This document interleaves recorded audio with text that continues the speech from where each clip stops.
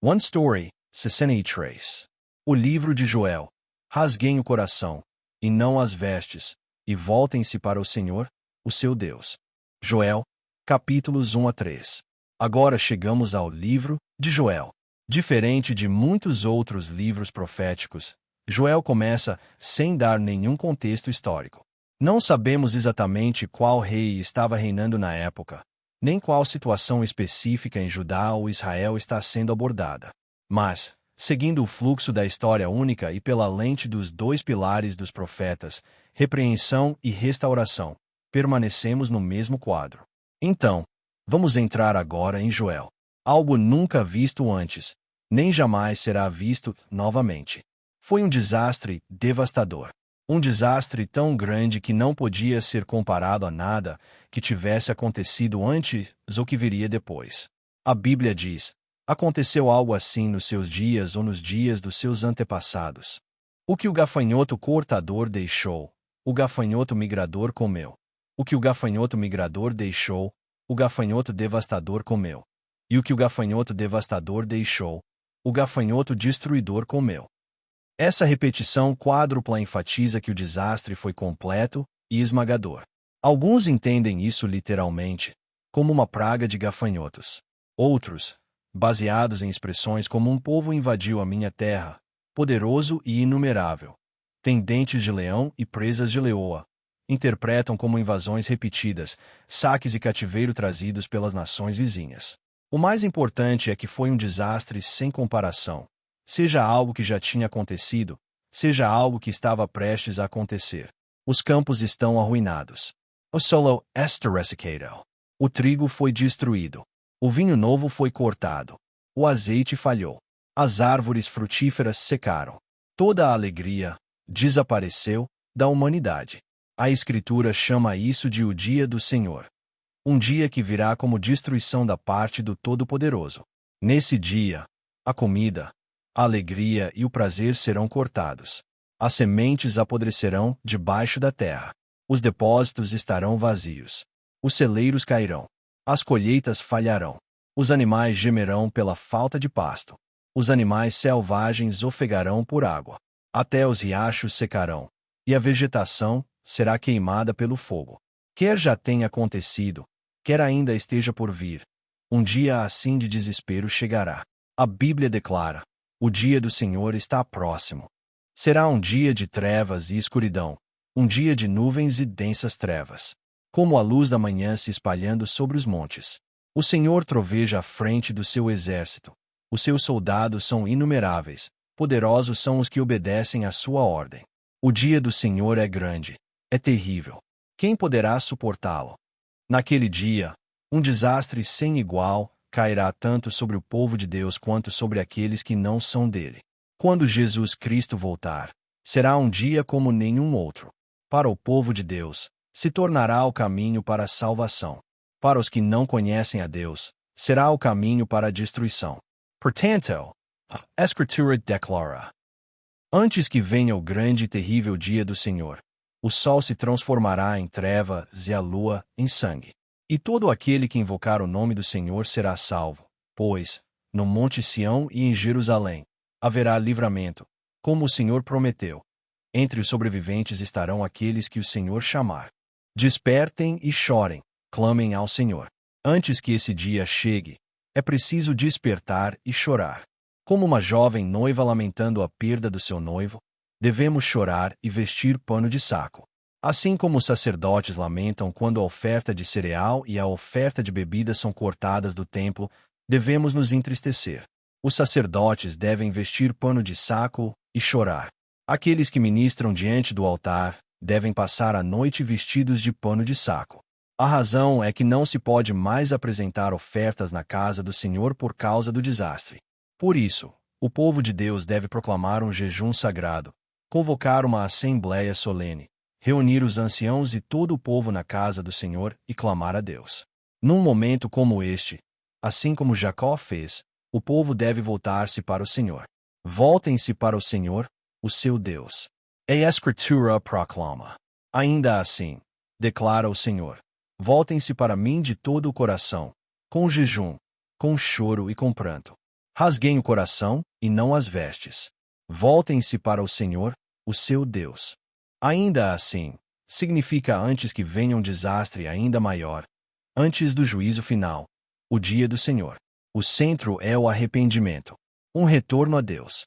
Mas esse arrependimento não é apenas uma ideia ou palavra. É um ato profundo, vindo do coração, expresso em jejum, choro e pranto. Não é um rasgar formal de roupas, mas um rasgar do coração. É a circuncisão do coração. Não é hora de dizer, apenas resolva o problema.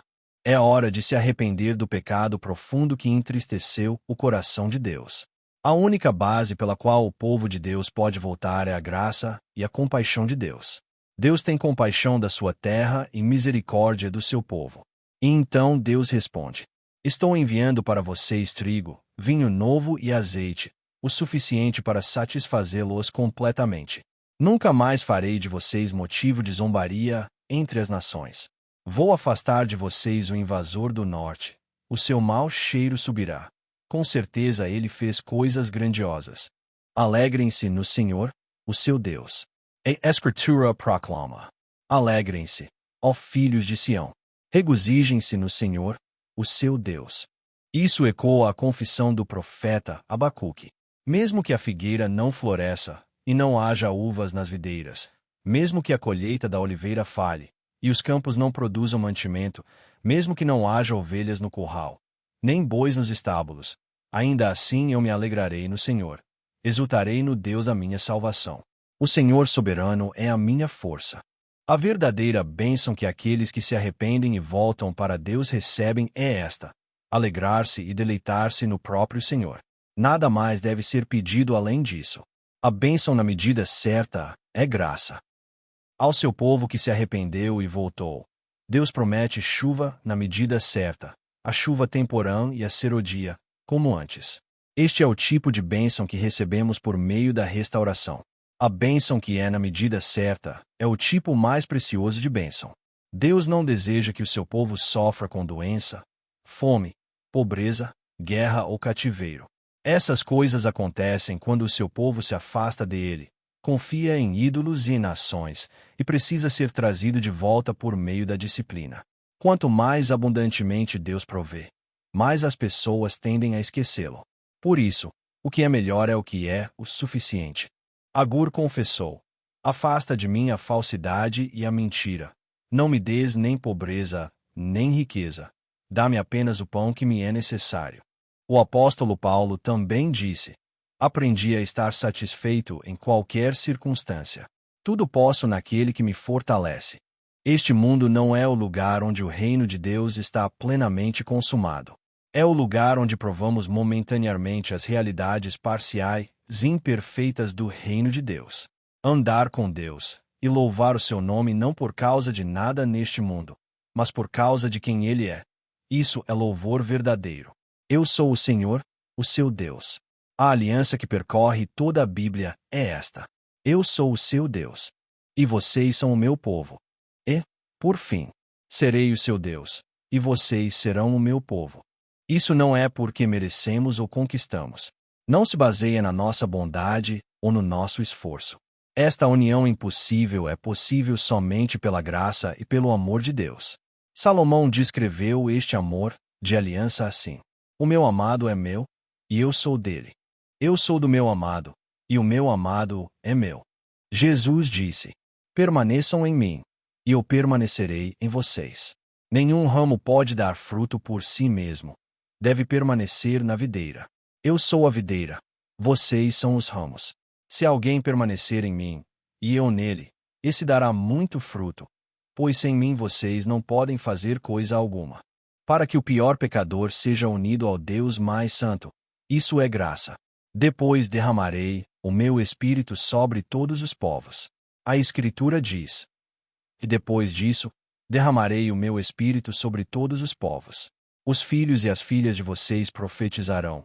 Os velhos terão sonhos, os jovens terão visões. Até sobre os servos e as servas derramarei o meu espírito naqueles dias. Depois que esta união com Deus é estabelecida pela obra soberana de Deus, Ele derramará o seu espírito. Jesus disse: Se vocês me amam, obedecerão aos meus mandamentos. E eu pedirei ao Pai, e ele lhes dará outro Consolador para estar com vocês para sempre, o Espírito da verdade. O mundo não pode recebê-lo, porque não o vê nem o conhece. Mas vocês o conhecem, pois ele vive com vocês e estará em vocês. Ele também disse: Mas eu lhes afirmo que é para o bem de vocês que eu vou. Se eu não for, o Consolador não virá para vocês. Mas se eu for, eu o enviarei a vocês. Quando ele vier, convencerá o mundo do pecado, da justiça e do juízo. E, finalmente, depois que a obra da cruz foi consumada por meio de Jesus Cristo, no dia de Pentecostes, o Espírito foi derramado no cenáculo. A Bíblia diz: Ao chegar o dia de Pentecostes, todos estavam reunidos num só lugar. De repente veio do céu um som, como de um vento muito forte, e encheu toda a casa onde estavam assentados. E viram o que parecia ser línguas de fogo, que se separaram e pousaram sobre cada um deles. Todos ficaram cheios do Espírito Santo e começaram a falar noutras línguas, conforme o Espírito os capacitava. O que havia sido profetizado pelo profeta Joel e testificado por Jesus Cristo se cumpriu exatamente como foi dito. Entrarei em juízo em favor do meu povo. Deus diz que reunirá as nações e as fará descer ao vale de Josafá, e ali entrará em juízo em favor do seu povo. Isso porque as nações espalharam o seu povo e dividiram a sua terra. Trocaram meninos por prostitutas e venderam meninas por vinho. Tiro, Sidom e as regiões da Filístia tomaram a prata e o ouro de Deus e levaram os seus tesouros para os seus templos. Venderam os filhos de Deus aos gregos e os enviaram para longe. O Egito e Edom se tornarão desolação. No tempo devido, Deus reunirá novamente o seu povo. Mas as nações que os oprimiram serão pagas de acordo com o que fizeram. Deus convoca todas as nações para se prepararem para a guerra. Ele julgará todas as nações ao redor. Haverá multidões no vale da decisão, e o dia do Senhor estará próximo. Naquele dia, o sol e a lua escurecerão, e as estrelas perderão o seu brilho. Os céus e a terra tremerão. Mas para o seu povo, Deus será um refúgio, uma fortaleza. Então o povo de Deus saberá que ele é o Senhor, o seu Deus, que habita no meio deles. Judá e Jerusalém serão habitadas para sempre, de geração em geração. E Deus retribuirá tudo. Uma fonte fluirá da casa do Senhor. Naquele dia de restauração, as montanhas destilarão vinho novo, e as colinas manarão leite. Todos os ribeiros de Judá terão águas correntes, e uma fonte sairá da casa do Senhor. Esta é a abundância da restauração. Deus restaurará o seu relacionamento com o seu povo, mesmo sendo pecadores, completamente pecadores, por meio da sua obra soberana. Pela obra da cruz de Jesus Cristo, e pelo ministério do Espírito Santo que veio a esta terra por causa de Jesus, a restauração completa será realizada. A abundância transbordará. No meio do mundo, haverá um retorno para Deus. Esta história de restauração, a história do zelo de Deus, continuará.